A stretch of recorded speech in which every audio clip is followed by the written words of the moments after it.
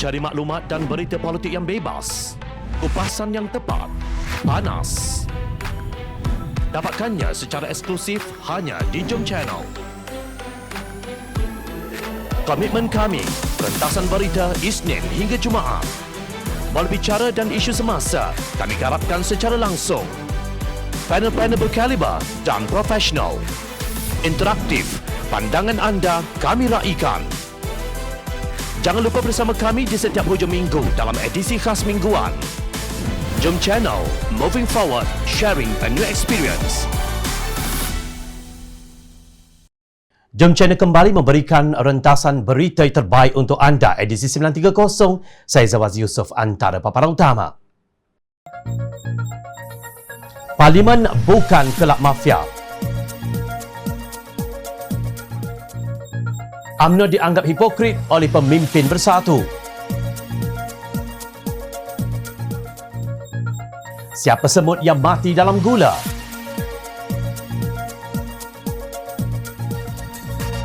Muslimat PAS tolong bercakap benar.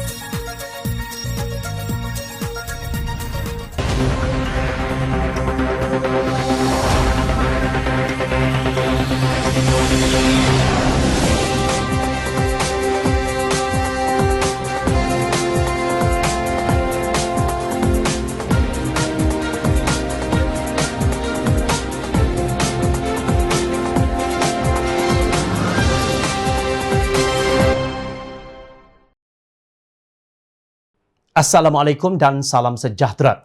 Bagaimana mungkin Parlimen yang mulia mampu menyempurnakan pelaksanaan mekanisme semak dan imbang bagi menjamin berlakunya tadbir urus yang telus, berintegriti dan bertanggungjawab, khususnya menangani isu-isu dasar awam dan kemasyarakatan serta hal ehwal keuangan dan perbelanjaan negara, dan bagaimana pandemik COVID-19 yang semakin membunuh rakyat di bumi Malaysia dapat diselesaikan dengan bijaksana.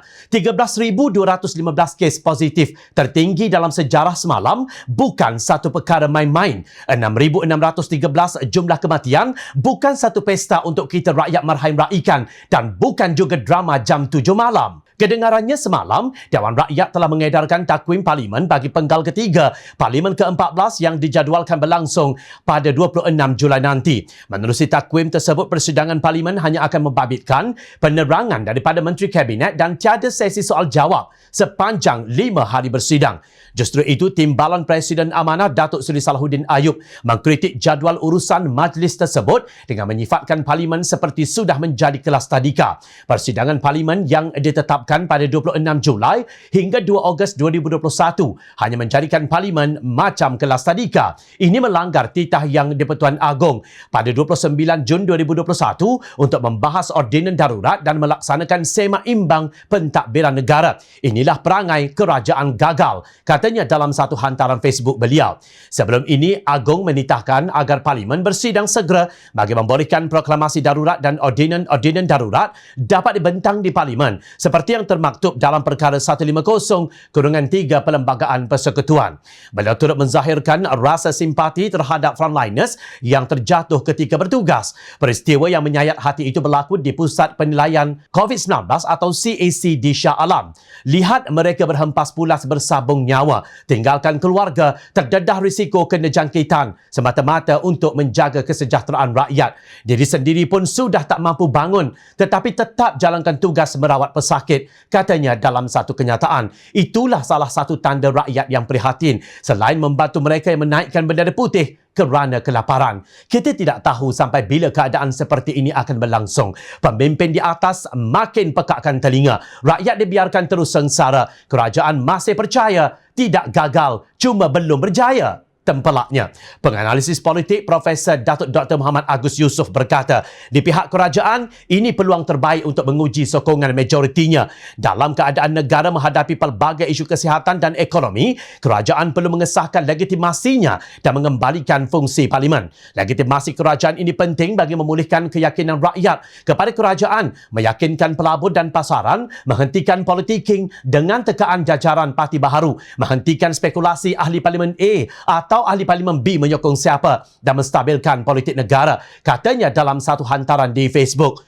Tujuan beliau menulis pandangan berkenaan secara sederhana dua sahaja, iaitu pertama, meminta kerajaan menyelesaikan masalah legitimasi dengan menguji sokongannya di Dewan Rakyat pada 26 Julai nanti. Kedua, meminta kerajaan membuka parlimen kerana data menunjukkan darurat tidak berkesan untuk mengawal COVID-19, ulasnya. Namun bagaimana mungkin semua ini boleh berlaku jika persidangan parlimen hanya akan membabitkan penerangan sehala daripada para menteri pasola dan tiada sesi soal jawab? Sampai bila pun nasib rakyat tidak akan terbela, tiada semak dan imbang. Sementara itu, Ahli Parlimen Sepang, Hanifah Maidin, mengkritik tindakan Speaker Dewan Negara Tan Sri Rais Yatim yang dilihat cuba mencampuri urusan di Dewan Rakyat.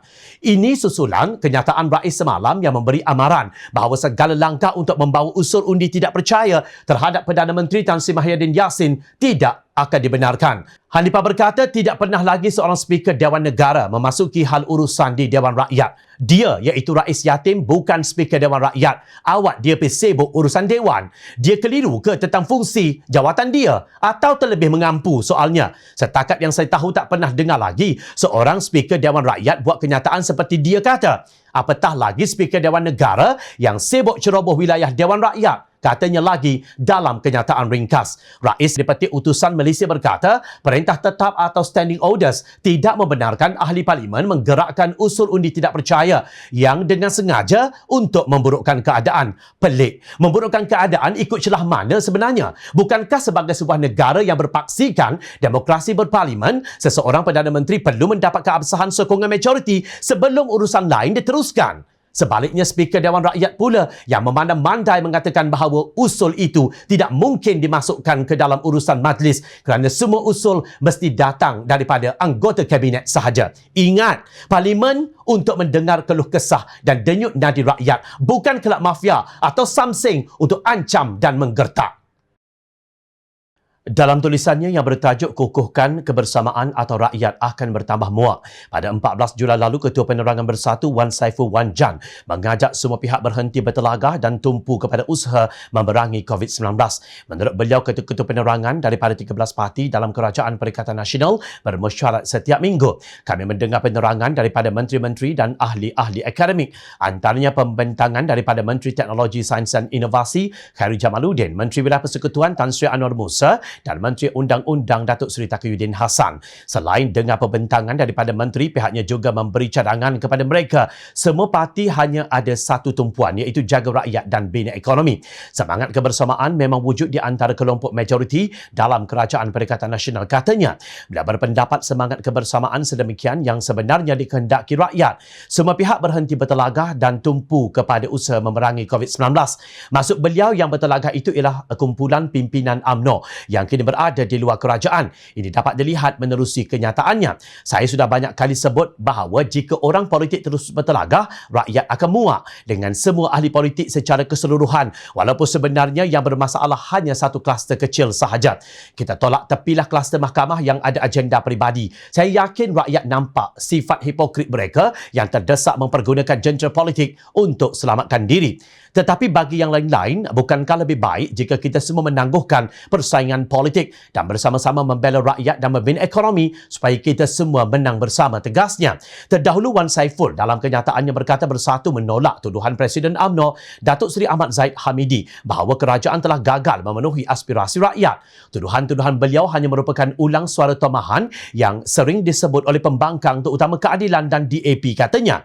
Sedangkan menurut Wan Saiful, Kerajaan Perikatan Nasional menjaga kebajikan rakyat, menjaga kesihatan, membina semula ekonomi dan kerajaan sedang menuju ke arah kejayaan. Pelbagai bentuk bantuan telah dikeluarkan oleh kerajaan dalam rangka membela nasib rakyat dan membina semula ekonomi negara dengan jumlah keseluruhan melebihi 500 bilion ringgit setakat ini, tegasnya. Sekejap, lebih 500 bilion bantuan? Apa kata pakar ekonomi? Hakikatnya, data menunjukkan rakyat Malaysia menggunakan lebih banyak dana wang mereka sendiri berbanding bantuan yang diumumkan kerajaan untuk meneruskan kehidupan mereka, kata pakar ekonomi Dr. Muhammad Abdul Khalid. Beliau berkata bantuan kerajaan hanya 87 bilion ringgit, bukan 530 bilion ringgit, iaitu 16% daripada keseluruhan pakej bantuan yang diumumkan ataupun 6% daripada saiz ekonomi. Ini jumlah yang kecil. Filipina yang miskin daripada Malaysia berbelanja 7%, kata Muhammad dalam satu klip video The Malaysian Insight pada 10 Julai lalu. Kerana bukan bantuan yang kerajaan bagi berjumlah 530 bilion. Bantuan duit yang kerajaan bagi, keluarkan duit, bermaksud kita kena ingat ni duit kita, duit cukai masuk ke kerajaan bagi balik kepada kita, berjumlah hanya 87 bilion. Bukan 530 ataupun hanya 16% daripada keseluruhan pakej bantuan yang diumumkan. Ataupun dari segi nak bagi contoh, kita boleh banding negara lain, 6% daripada saiz ekonomi. Ini kecil sekali. Singapura berbelanja 20% daripada saiz ekonomi. Thailand berbelanja 9%. Filipina, negara lebih miskin daripada kita, berbelanja 7%. Ahli Lembaga Pemegang Amanah di Malaysia, Institute of Economic Research atau MIER, menegaskan jika bantuan kerajaan berjumlah 530 bilion ringgit, maknanya setiap rakyat 18 tahun ke atas akan menerima RM22,600. Tetapi tidak menjadi kenyataan. Malah, kata Muhammad, data menunjukkan ekonomi kita semakin mengecil, ramai yang hilang pekerjaan dan kemiskinan semakin meningkat. Bilangan yang tidak mempunyai pekerjaan atau kurang pekerjaan seramai 1 juta orang. Begitu juga bilangan yang jatuh miskin. Namun, pemimpin bersatu meratib, kononnya sudah keluar bantuan sebanyak lebih 530 bilion ringgit. Bagaimana boleh dikatakan ekonomi negara sudah pulih, sedangkan ia sebenarnya semakin tenat? Soal beliau, ini lebih kurang umpama periuk kata belanga hitam lah. Bersatu tidak akan berjaya membentuk kerajaan tanpa persekongkolan UMNO dalam langkah Sheraton. Justru usah mengata UMNO hipokrit seolah-olah anda suci bersih, sedangkan anda pun sama sahaja. Kalau tidak, lebih teruk. Jika benar-benar ikhlas, bukan hipokrit, buat usul undi percaya kepada Mahyadin di Parlimen yang akan bersidang tidak lama lagi. Ada berani? Terima kasih kepada Presiden PAS Datuk Seri Abdul Hadi Awang kerana menggunakan istilah yang tepat untuk politikus Ruai Bildah yang kini menguasai pentadbiran negara kita. Dalam tulisannya yang berjudul COVID-19, Naratif Keselamatan dan Ekonomi, beliau mengambil kisah kebijaksanaan seekor semut yang meminta kumpulannya masuk ke sarang demi keselamatan mereka, seperti yang telah termaktub dalam surah An-Naml ayat 18 hingga 19.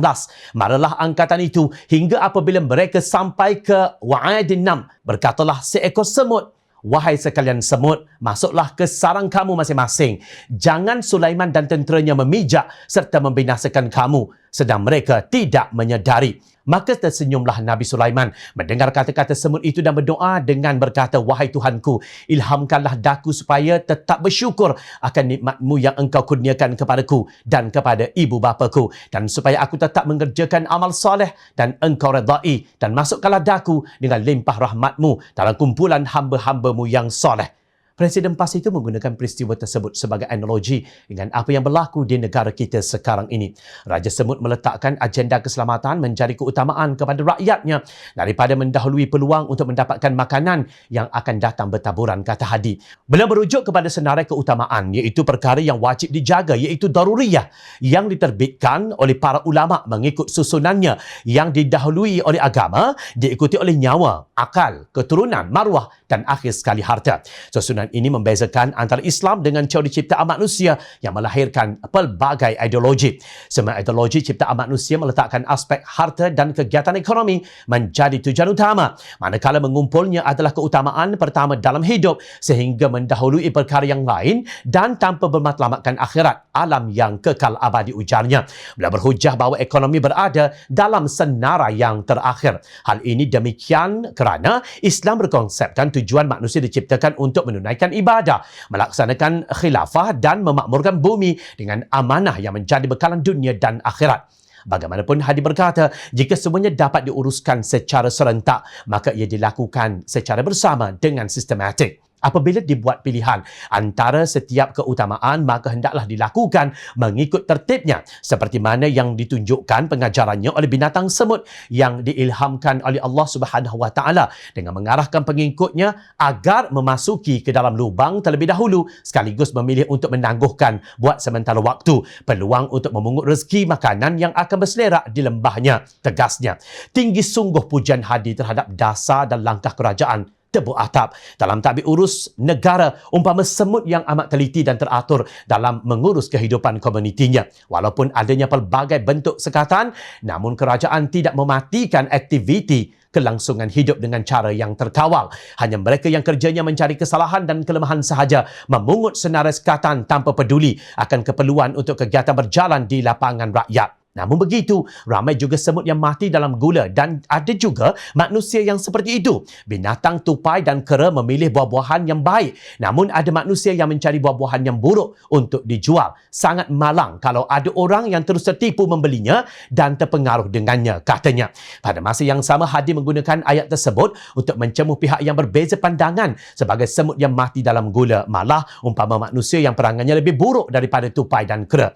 Memandangkan Presiden UMNO Datuk Seri Ahmad Zahid Hamidi telah menarik sokongan UMNO kepada Tan Sri Mahyadin Yassin dan mendesak beliau meletakkan jawatan, dipercayai UMNO lah ibarat semut yang enggan mengikut arahan ketuanya iaitu Perikatan Nasional. Bagaimanapun, dasar dan strategi Kerajaan Perikatan Nasional sekarang yang cacar marba sehingga kes COVID-19 mencanak naik kepada 5 angka langsung tidak disamakan dengan langkah ketua semut yang diceritakan dalam Al-Quran itu. Malah ia sama dengan tindakan Mursyidul Ampas Datuk Hashim Jassin yang menggunakan kisah burung hudhud demi mensucikan Menteri Perusahaan Peladangan dan Komoditi Malaysia Datuk Dr. Muhammad Khairudin Aman Razali atau At-Takiri setelah beliau melanggar kuarantin kendiri selama 14 hari setelah pulang dari lawatan ke Turki.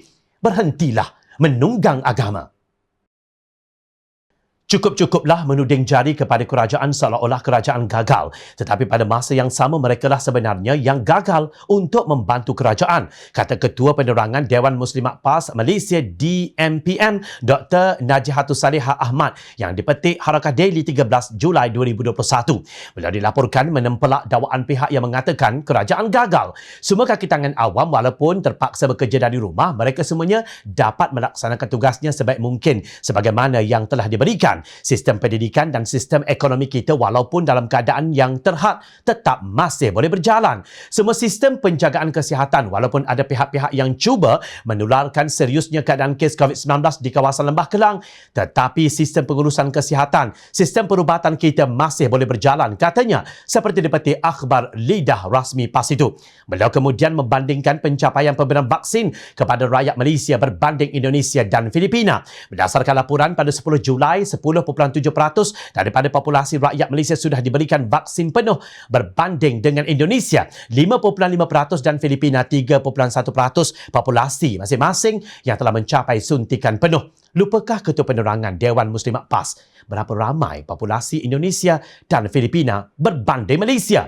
Populasi Indonesia ialah seramai 270.6 juta orang, sementara Filipina pula 108.1 juta orang, sementara Malaysia hanya 32 juta orang.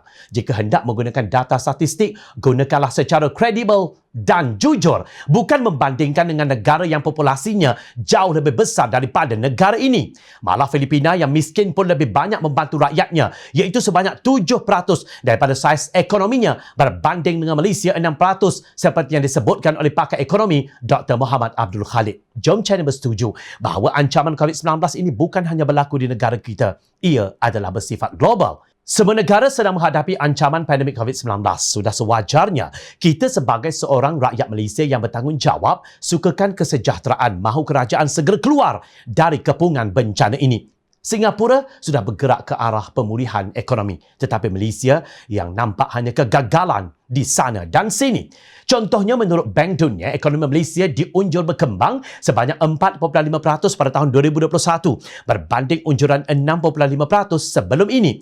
Laporan Malaysia Economic Monitor Weathering the Surge yang dilancarkan oleh Bank Dunia Jun lalu menyebut kenaikan mendadak kes jangkitan itu telah menimbulkan kebimbangan terhadap keseluruhan kapasiti sistem kesihatan Malaysia dan kesan kitaran pembukaan penutupan ekonomi yang berlaku sekarang ke atas atas isi rumah dan perniagaan.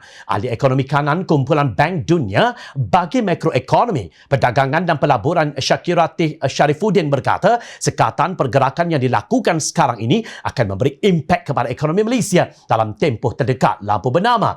Menurut laporan tersebut, Malaysia perlu segera menumpukan kepada pengurusan pandemik yang cekap serta kesannya ke atas individu, isi rumah dan perniagaan. Manakala strategi sokongan yang efektif penting bagi memastikan pembukaan semula ekonomi yang beransur-ansur dan selamat serta melonggarkan sekatan pergerakan. Usaha melindungi nyawa dan kesihatan rakyat yang dapat mengelakkan kesan yang lebih buruk ke atas sistem kesihatan negara adalah sesuatu yang penting bagi memastikan penyambungan semula ekonomi yang selamat dan mengekang kejatuhan lagi ekonomi. Menurut laporan, tak tumbuh tak melata, tak sungguh orang tak kata. Justru buat Najahatus Salihah yang juga seorang doktor jangan membuat tuduhan melulu bahawa media menyebarkan berita-berita palsu atau menularkan video yang memberikan suasana panik kepada rakyat Malaysia. Pergilah sendiri ke Kampung Sawai, Sarawak dan tanyalah 3 orang anak-anak Malaysia yang terpaksa mengikuti sesi pengajaran dan pembelajaran di rumah PDPR di dalam bot dalam keadaan hujan lebat di Sungai Sawai bertemankan buaya. Adakah ini tanda sistem pendidikan sedang berjalan dengan baik? Tolong jawab dengan jujur. Media bukan macam sebahagian ahli politik yang sering bercakap bohong. Media adalah suara rakyat yang sentiasa memerhati. Teruskan bersama kami di Jom Channel dan layari portal jomchannel.net untuk mendapatkan berita politik tanah air. Saya Zawaz Yusof, terima kasih untuk perhatian dan penilaian yang anda berikan. Assalamualaikum, salam sejahtera.